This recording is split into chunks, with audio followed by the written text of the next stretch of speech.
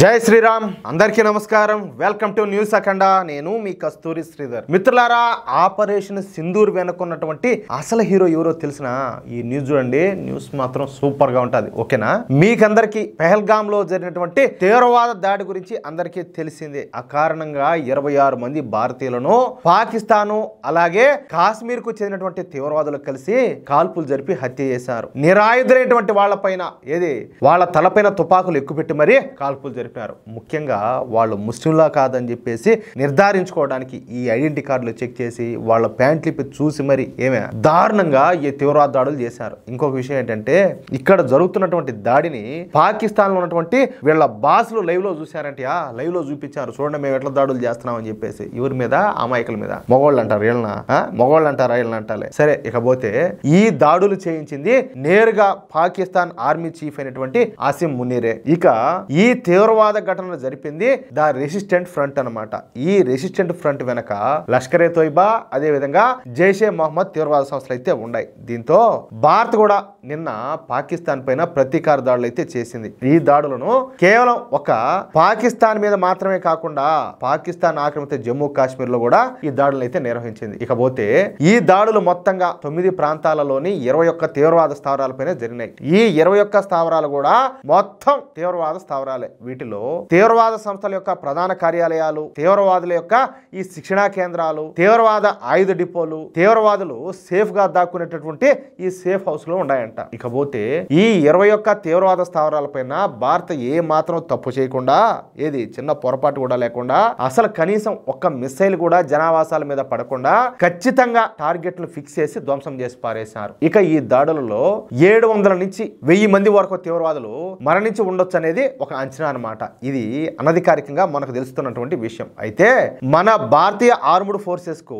ఈ తీవ్రవాద స్థావరాలు ఎలా అసలు ఏ విధంగా తెలిసినాయి అనేది ఇప్పుడు పాకిస్తాన్ కు పెద్ద అంతు చెక్కని ప్రశ్నగా మారిపోయింది అందుకు సమాధానమే ఎన్టీఆర్ఓ అంటే the national technical research organisation అన్నమాట మన తెలుగులో జాతీయ సాంకేతిక పరిశోధనా సంస్థ అని అంటారన్నమాట అర్థమవుతుందా ఈ జాతీయ సాంకేతిక పరిశోధనా సంస్థ మూలంగానే పాకిస్తాన్ లో తీవ్రవాదులు ఎక్కడెక్కడ ఉండారు వాళ్ళ స్థావరాలు ఎక్కడెక్కడ ఉన్నాయి తీవ్రవాదుల యొక్క కదలికలు ఏంటి వాళ్ళ స్థావరాలను ఎక్కడి నుంచి ఎక్కడికి మార్చారు అన్న విషయాలను ఈ జాతీయ సాంకేతిక పరిశోధనా సంస్థ మన భారతీయ ఆర్మ్డ్ ఫోర్సెస్ కి అయితే అందించింది అసలు ఈ జాతీయ సాంకేతిక పరిశోధనా సంస్థ ఏమిటో తెలుసుకుందాం ఈ జాతీయ సాంకేతిక పరిశోధనా సంస్థను 2004లో స్థాపించారు కార్గిల్ యుద్ధ సమయంలో మన భారత్ కొన్ని తప్పులను అయితే చేసింది ఫలితంగానే మనం గెలిచినప్పటికీ కొంతమంది సైనికులను అయితే కోల్పోవాల్సి వచ్చింది పైగా పాకిస్తాన్ తీవ్రవాదులను ట్రేస్ చేయడం మనకు కొంతవరకు కష్టతరమైంది అనమాట దీంతో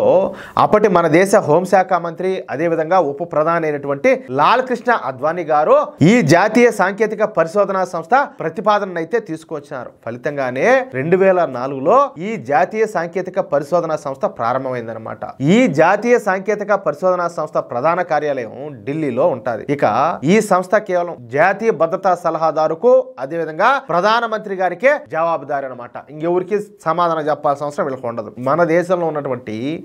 అదే విధంగా ఇంటెలిజెన్స్ బ్యూరోలకు ఎన్ని అధికారాలు ఉంటాయో ఈ జాతీయ సాంకేతిక పరిశోధనా సంస్థ కూడా అన్ని అధికారాలు ఉంటాయి అంటే ఇది ఒక